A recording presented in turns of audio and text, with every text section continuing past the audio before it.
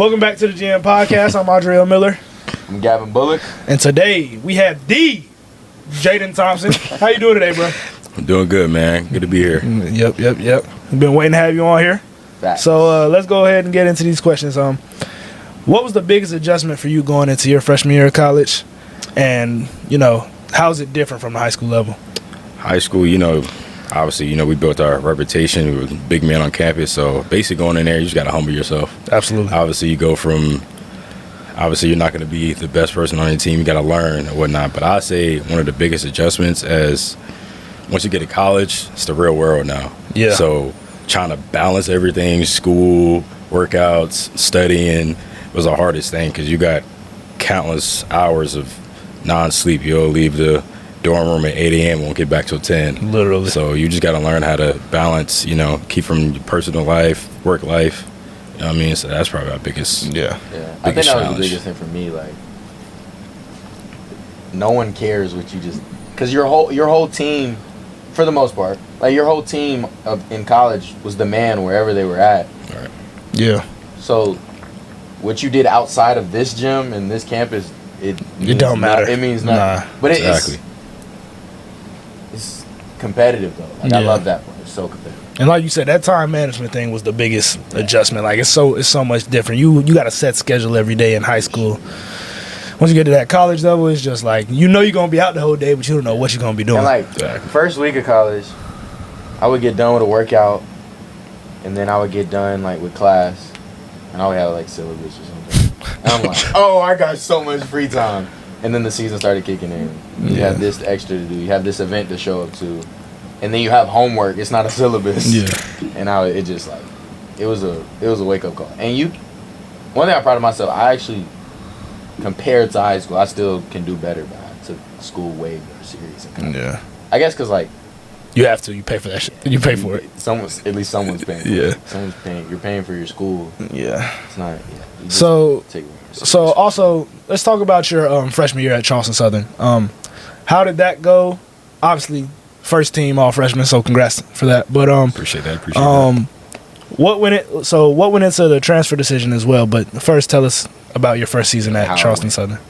Well, it was a lot of ups and downs. Obviously, freshman year is not going to be easy for most people. So, but I mean, like I don't regret nothing. I enjoyed the experience. Got to learn from veteran point guards, Hall of Fame point guard coach has been there. Yeah. So I mean, it was ups and downs. First started off very slow. I had a little interference with my knee and whatnot. Got back right. Later on during the season, played well. That's how I got the, freshman team. Yeah. But other than that, for me transferring, let's be honest, it's very cutthroat business out here. So they did tell me to leave. Obviously, a new coach. My coach left at that point. Assistant coach came in. He wanted to run a different style. Whatnot. He just worked through it. Whatnot. So obviously, I just didn't, fit that play style, which is cool. Right. Ain't no bad blood and nothing like that. It's just how it happens. 100%. So obviously, got in the transfer portal and ended up at Winston-Salem State. So I can't be too mad at that. Not at all. And I think that's at first. It's the hardest thing because it's such a cutthroat business with any decision that goes on in your program, like whether it's playing time or pretty like stuff like that. But then you kind of just, I'm not gonna say you respect it or can't do much about it because first of all it's the coach's program, and second of all like how do I put it? The coach is just trying to win. Yeah. Like that's his job to win basketball games. So it's no bad blood. It's not personal. Any decision they make in the program, whether it affects you negatively or positively, it's like, dang, bro. It's not like And from the outside looking in, of course, like we played with you for 4 years, our whole life. So we know you can hoop. Yeah. Obviously, your first team, but question I'm leading up to is because outside looking in, the people that know you, we have no doubt that you're going to be great regardless of where you go. But the question for you is, when that did happen, did it mess with your head a little bit? Did it mess with your confidence? Like what happened in that couple of weeks? At first, I walked in, I was definitely surprised, that happened. I thought I was going to come in next year, try to put on even better year than I did. Hopefully, 10 times better, you know. But, you know, it happens mentally, you know, it ain't, you know, dwell on it, you know, maybe a week or so. But you just got to take that as a lesson. You just got to work hard and prove everybody wrong, you know what I mean? So that's just how I took it. There's more fuel to the fire. Yeah. I think failure is not, like, I think people always look at failure as like it's always a bad thing. No. It's such a good thing to build you. Exactly. To the person that you're gonna, or the player, whatever you're doing in life. It doesn't have to be sports. Like, failure is gonna build you to be the person, or whatever. It's gonna build you to be successful. Yeah, you went to a situation, and I think this is a perfect situation for you, even if it didn't seem like it, because it's like you did what you needed to do. Right. I assume you worked hard that entire process. Yeah. Obviously, anybody could work harder, but now that happened and you were disrespected, in my opinion, you go on anywhere you want to go, and you gonna hoop anywhere you do go. So that's a blessed opportunity right there. For sure. We did just want to ask like a couple quick questions outside of, you know, what's going on. Who do you model your game after mainly? I get this question a lot. Yeah. I'm just, for the longest, I've said Chris Paul. Yeah. The reason for that, obviously, I play with me. He's, you know, more facilitated, but picks his spot in the mid range. I know I love my mid range. Yeah. We know. Love the mid range. Step back, sidestep. You know what I mean? Love to pick my spots to the mid range. So I'd probably just say that, honestly. But he's, you know, he's a small like me. He's a very, like, you know, veteran point guard. He's smart. Yeah. And you see, like, how he plays, finds an open person. You know, obviously, like I said, pick his spots. But I'm going to just say, for now, I'm just say Chris Paul. Yeah. I see. That's good comp. Yeah. I ain't gonna lie. I see like early 2014 range Russell Westbrook. Like athletic finisher, getting to that mid range, because Russell Westbrook first off, people don't remember Russell Westbrook in the mid range. You don't know how good Russell Westbrook was. That's one of my favorite players of all time, bro.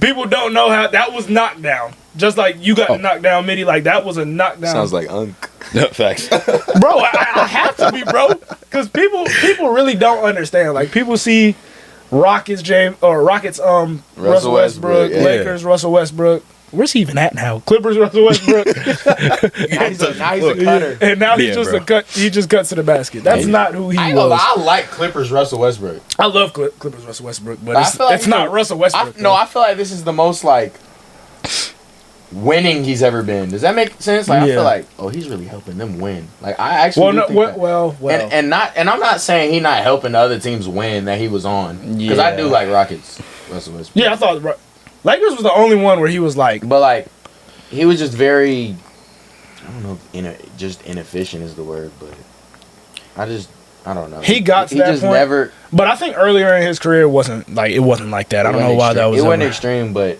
it was also like, I think these guards are, I'm not saying easy to scout, but it's different from regular season to playoffs when it comes to, and that's why I was surprised to see Ja's success in the playoffs.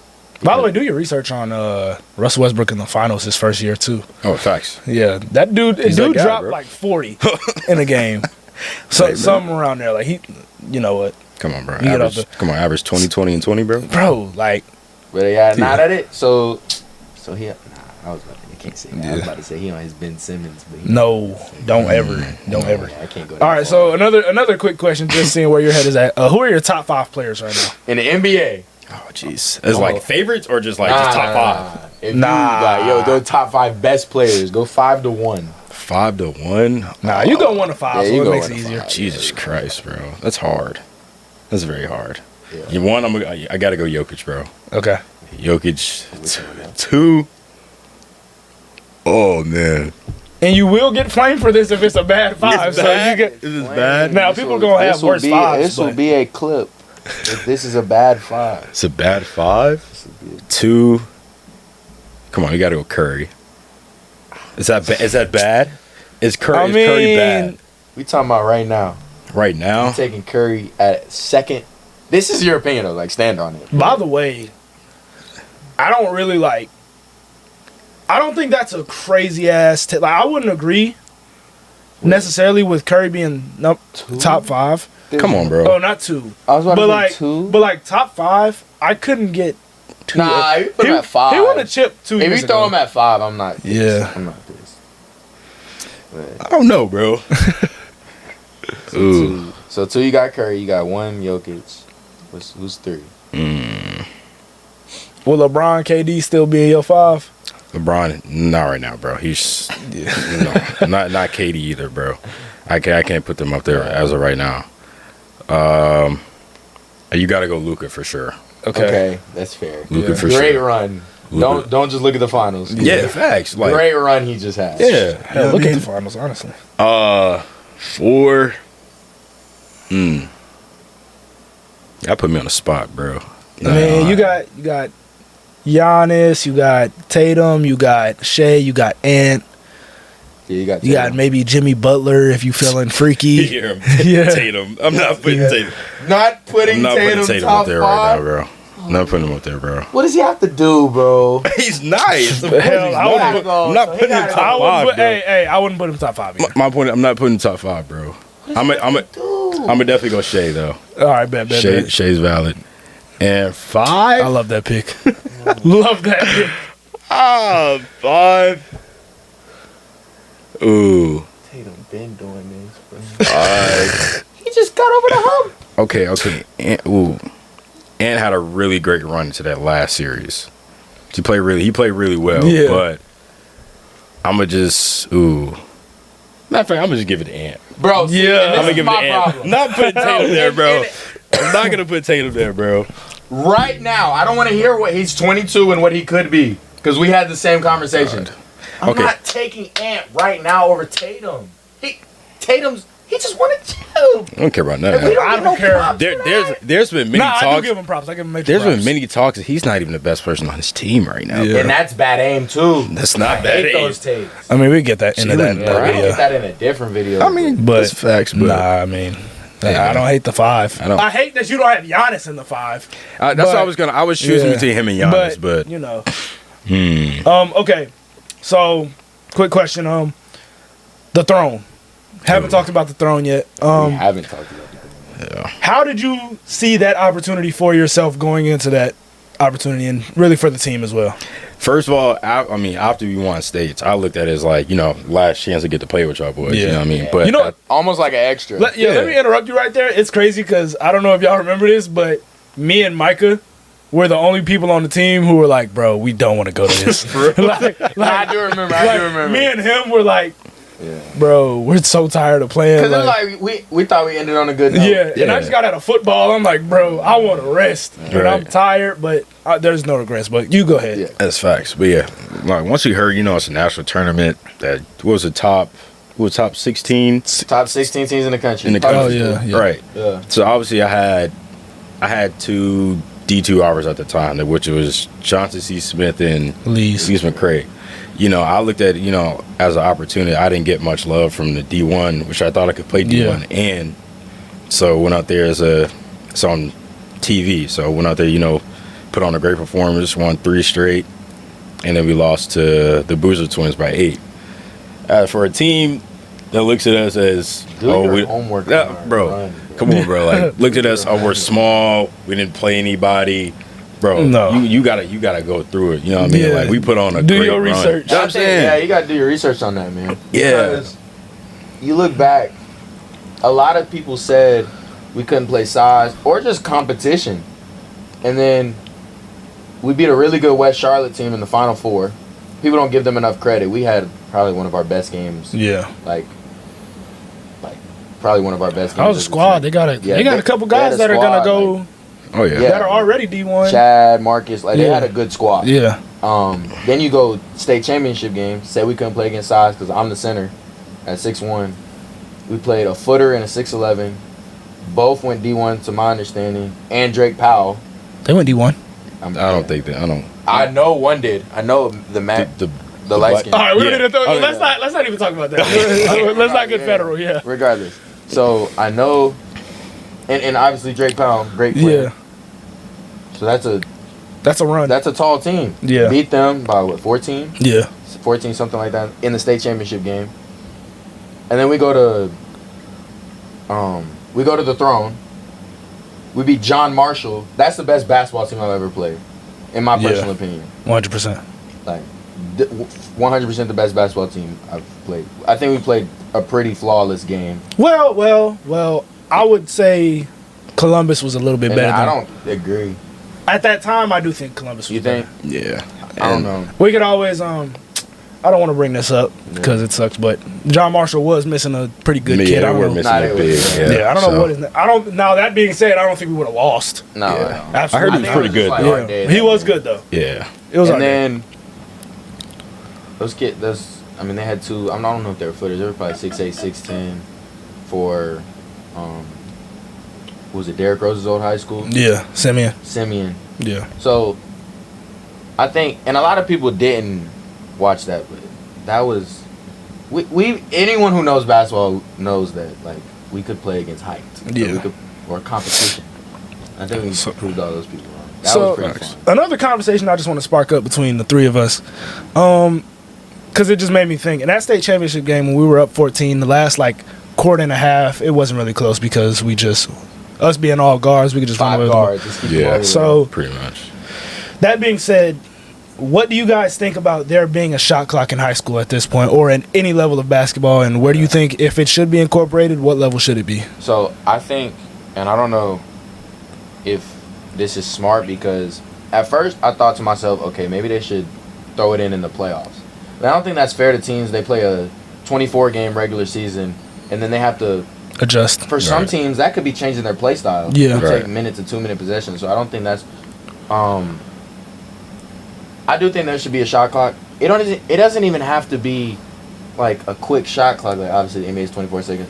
You can do it with 40. You can give them 40 seconds. Yeah. Just make it to where if let's say we're down 1 and there's a minute left, they can't hold it for a minute. Like, oh, we get a stop, we get 20 seconds. Yeah. That type of thing. Right. Like 35, 40 seconds, I think would be good.